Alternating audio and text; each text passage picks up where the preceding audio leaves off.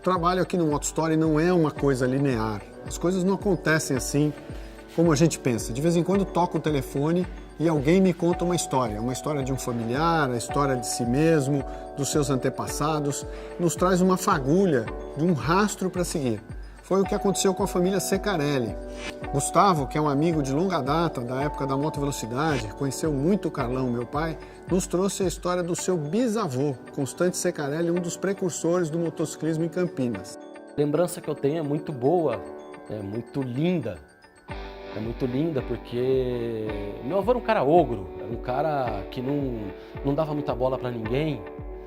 E eu tinha um amor incondicional por ele ter tanto amor pelo motociclismo, por ele ter tanto carinho pela moto dele.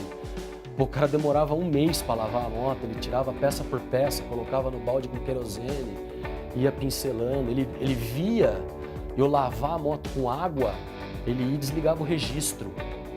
Porque moto não se lava com água, se lava com querosene e pano. Eu me lembro bem dela, do Titino, né, o filho do Constante, que era primo irmão do meu pai. Me lembro bem dele andando nessa moto. Eu várias vezes lá, ele me ensinou a arraiar a roda de bicicleta, ele me ensinou a trocar pneu de bicicleta, arrumar pneu de bicicleta. Então eu ia lá incomodar o Titino, né, e via sempre ele cuidando da Metros. Ao tocar a família, ao tocar a história da família, o Moto Story descobriu uma infinidade de histórias de motocicletas, de pessoas e de personagens. Os documentos que eles nos cederam nos levaram a uma descoberta. Uma das motos que pertenceu ao Constante Secarelli continua idêntica aos anos em que ele usava a moto. É uma Mettlers G80 1948, de 500 cilindradas, e ela pertence ao Moto Classic Museum de Sumaré, do Justiniano Proença, nosso grande amigo e colaborador. Essa é a história que nós estamos mostrando aqui para você.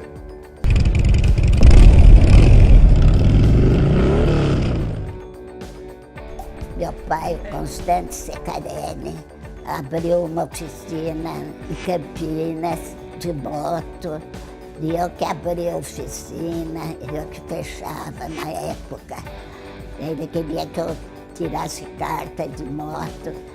Eu tinha vergonha, na época ninguém andava de moto, eu ficava com vergonha.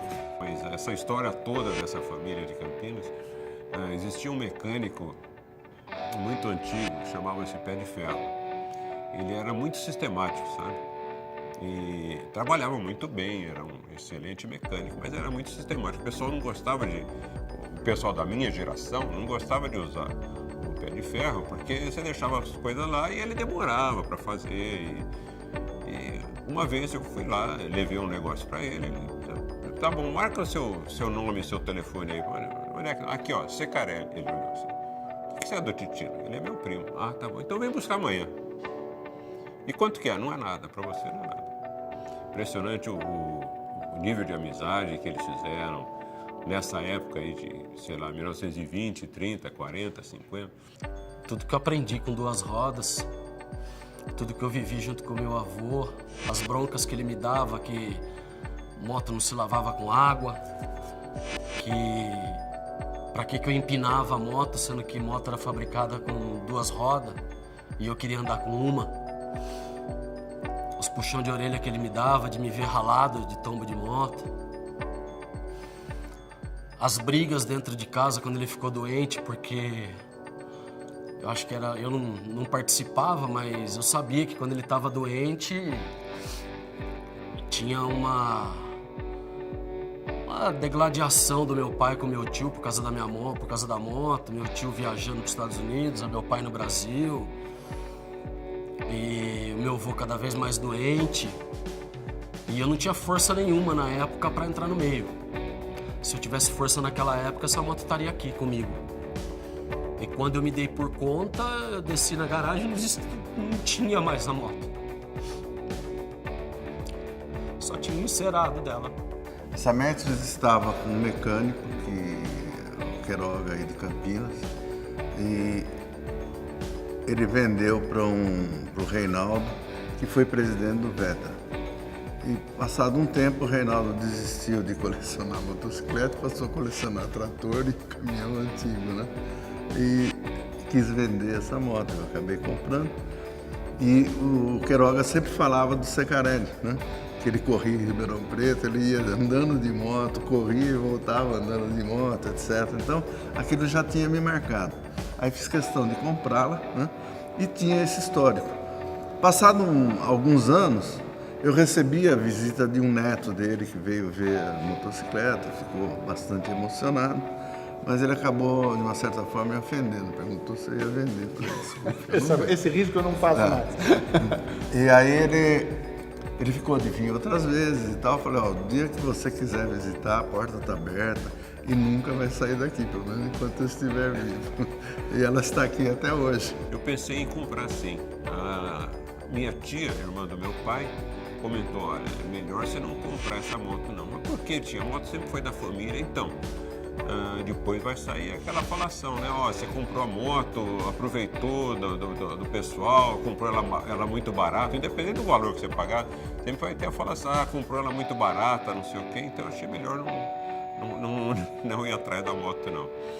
Mas eu acho que ela tá melhor agora, que tá na mão de colecionador, né? Eu não gosto de colecionar moto, eu gosto de usar a moto. Né? Então, se estivesse na minha mão, eu ia estar usando. As motos que eu tenho hoje, somando todas elas, deve dar uns 400 mil quilômetros, assim. Que eu já rodei de moto, já passou de mais de 1 milhão de quilômetros. Com certeza.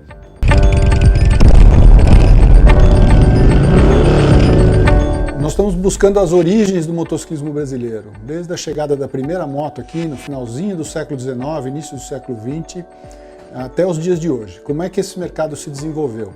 Quem foram os pioneiros, quem foram os primeiros a importar uma motocicleta, quais foram as primeiras empresas a se organizarem no entorno do motociclismo, os clubes que se formaram no início do século passado, quais eram as marcas que existiam naquela época e que atuavam no Brasil. Nossa busca por documentos que comprovem a história dessa trajetória, que é hoje o 6º maior mercado de motocicletas do mundo. O Motostory não é uma ideia isolada, né? Ele nasceu a partir de uma experiência que a gente tem enorme da vida do meu pai, o Carlão, motociclista, dentista apaixonado por motos, que foi também um agente transformador da nossa história, que ajudou a organizar o esporte no Brasil, e de várias experiências que a gente teve. É sabido que as grandes nações do mundo cultuam sua própria história, né? Se você não sabe de onde veio, você não sabe para onde vir. Episódios recentes aí, você vê grandes guerras no mundo em que um cara ataca um país e a primeira coisa que ele faz é tentar apagar a história daquele país. Se você tem história, se seu povo reconhece, você é uma nação forte. O meu papel hoje é dentro da pequena esfera do motociclismo, né? Trazer isso à tona. É bem isso, se você não sabe de onde veio, você não sabe para onde ir. A gente, se apaga a história, repete os mesmos erros geração após geração. E isso não pode acontecer. O Brasil precisa dessas iniciativas. No que tange a motocicleta, esse é o nosso papel.